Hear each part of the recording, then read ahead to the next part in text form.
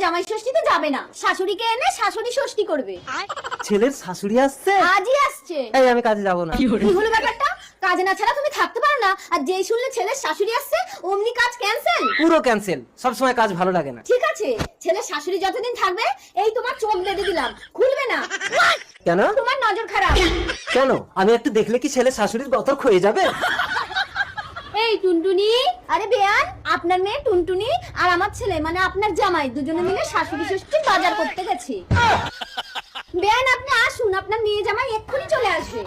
এই কি বেয়াই মশাইয়ের চোখ বাঁধা কেন? ও কিছু না, ওর একটু নজর দোষ আছে বলে পর্দা লাগিয়ে রেখেছি, ওভাবেই ও সবকিছু দেখতে পায়। কি আশ্চর্য, চোখ বেঁধেই সবকিছু দেখতে পায়? হ্যাঁ, একদম পুরো ভিতর পর্যন্ত দেখি।